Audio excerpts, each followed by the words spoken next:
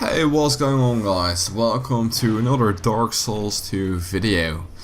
In this video I'll be talking about some setups that I like using through my adventure through Dragon Lake.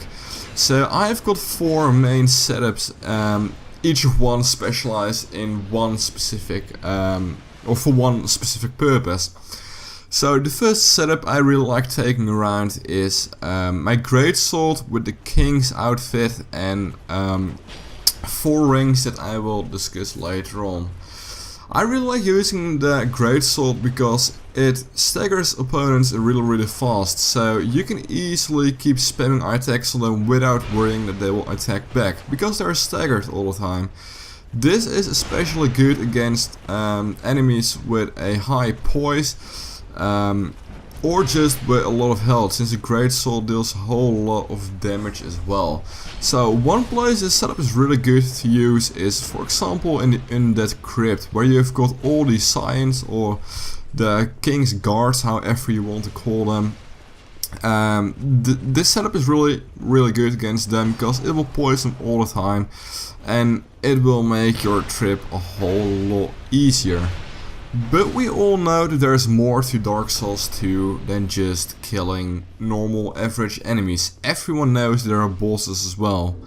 So therefore I've got one more setup for a different for bosses. The setup that I really like using is the ruler's sword with at least 1 million souls with me. Against enemies such as Velstad or anything that has got high damage, low health.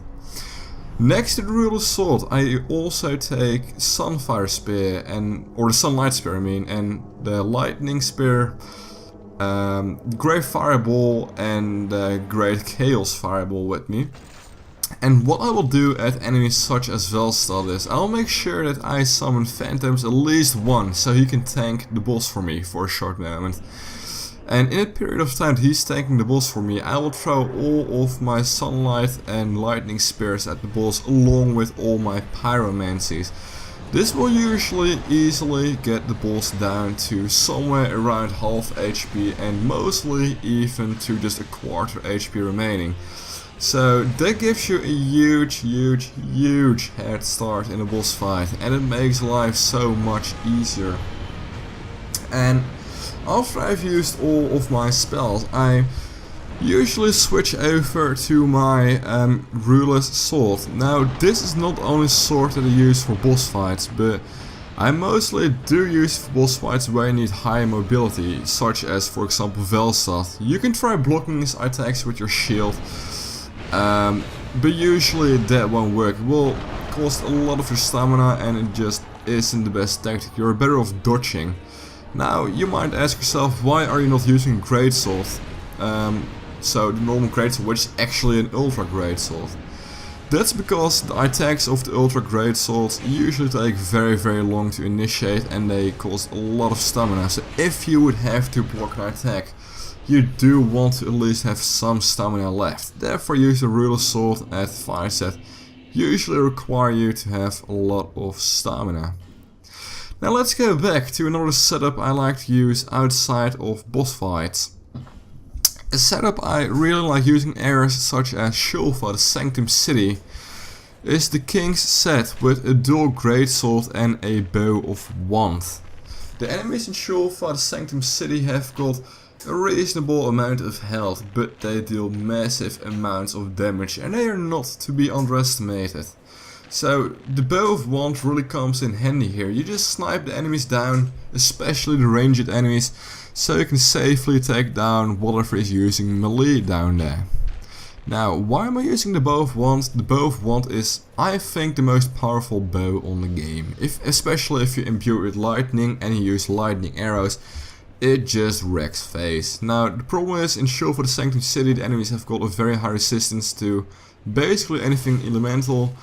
But therefore I also have my dual greatswords. I use those in power stance and they can one hit all of those enemies, which is really good thing, because that way they cannot attack you. They can be killed before they can even attempt to hit you once. Therefore wielding high damage weapons in power stance is a really good tactic to take down enemies with low to medium health and high damage. And it's a tactic that I've seen at Fighting Cowboy, who is not a YouTuber, who plays a lot of Dark Souls as well, and I basically copied this from him and it works really well. So this is probably one of my favorite setups in the whole game, just because of the immense amount of damage that you deal. You don't really need high mobility in the fights against Shulva City, so would you miss your attack, you've got enough time to roll away, because the enemies usually don't have very high attack speed. Now let's go to my final setup, which is a small variation on my Shulva Sanctum City setup. I also like to take different miracles with me in boss fights such as Sin, the Slumbering Dragon. I really like to take Denial in here along with Lightning Weapon. Lightning Weapon will imbue one of your weapons with lightning, causing it to deal more damage. And Denial will prevent you from dying, basically. As soon as you get a fatal blow, you'll instantly get 1 HP, saving your life, but there will be a drastic need of healing at that point. Now, why would I use dual great swords at Sin, the Slumbering Dragon? First of all, he's got a armor that will degrade your weapons really fast, or a skin that degrades your weapons. And next to that, it just deals massive amounts of damage, and using a shield here is not the best idea. So, a dual greatsword is my solution for that. You will take down your enemy faster and you don't wear a shield, which is useless in this boss fight because it costs you, once again, a lot of stamina. Now, I know that I do wield shields at Velstad. That's because you basically can't get close up to him with guaranteed you'll be safe, because he's got a lot of attacks that will hit anything around him. And the attacks of Sin, the Slumbering Dragon, are usually quite predictable, so you have got more than enough time to get yourself in safety. Now, those 4 setups are the setups that I used most to my playthrough, so you might copy them, you may use them yourself. I definitely would recommend you to do so. So yeah, that's basically what I wanted to show you in this video, just some nice setups. Now, one thing that you might notice is that at first I usually wore the Smelter Demon armor, but I replaced that with the King's armor, just because the King's armor is so much lighter and I do not have to wield the Royal Ring, or however it's called, the Royal Soldier's Ring, which will increase your maximum carry weight, because with 2 great swords and with Smelter Demon armor you weigh a lot, so you basically need the 3rd Age Dragon or the 3rd Dragon Ring and a Royal Soldier's Ring in order to be able to equip all of that without losing mobility. Now, I also told you I would tell you what rings I'll wear.